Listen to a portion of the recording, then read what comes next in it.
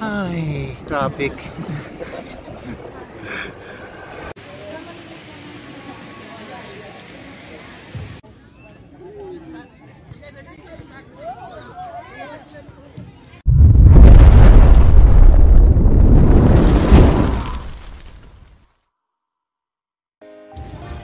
Gabi ay namasyal kami dito sa Borham Park. Dito ngayon kami dito sa Baguio. Medyo maambon at maulan kasi, kaya makikita mo mayroon kami mga plastic sa ulo. So alam nyo ba na ang Borham Park ay ito yung opisyal na kilala bilang Borham Park Reservation. Ito isang makasaysayang parke dito sa lungsod ng downtown ng Baguio. Dinisenyo ito ng eponymous na Amerikanong arkitekto at tagaplano ng lungsod na walang iba kundi si Daniel Bornham. Ang Bornham Park ay naisip ng Amerikanong itong arkitekto na si Daniel Hodgson Bornham bilang bahagi ng mas malaking plano para sa lungsod ng Baguio noong 1905. Matapos maiharap ang mga paunang plano para sa Baguio at sa kabisirang lungsod ng Maynila, iniwan ni Bornham ang gawain ng pagbibigay kahulugan sa gayong mga plano kay William Parson. Kaya kung saan ang lugar ay matatagpuan ang Borham Park sa dating kilala bilang Baguio Meadow. Ang papel ni Borham sa pagtatag ng parke ay kinikilala sa pamamagitan ng isang bus na may pagkahawig at isang plaki na matatagpuan sa isang dulo ng parke nito. Ang disenyo ng parke ay naimpluwensyahan mula sa City Beautiful movements na mayroon itong maliit na pond o lagon na matatagpuan sa gitna ng birding espasyo. At may nakaayos na hanay ng mga damo at bangketa. Ayon sa Baguio Heritage Foundation noong 2014, tanging ang open field lamang ang kadalasang ginagamit para sa football at ang Melvin Jones Grandstand ay sumusunod sa original na disenyo ng Bornham Park. Dapat ang music dito lovers mo, no? So, nandyan, kayo sundan nyo kami, samahan nyo kami habang kami ay namamasyal pansamantala dito sa Borham Park. Ito pa pala yung lunita ng Baguio. Pinakalunita ng Baguio. Kasi sa lunita, ganito rin, dami mga debate na.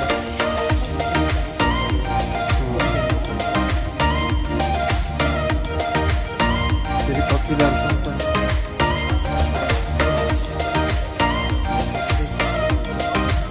Bukas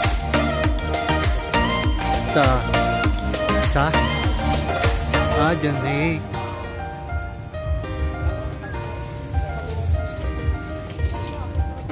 Dito, ganda mo.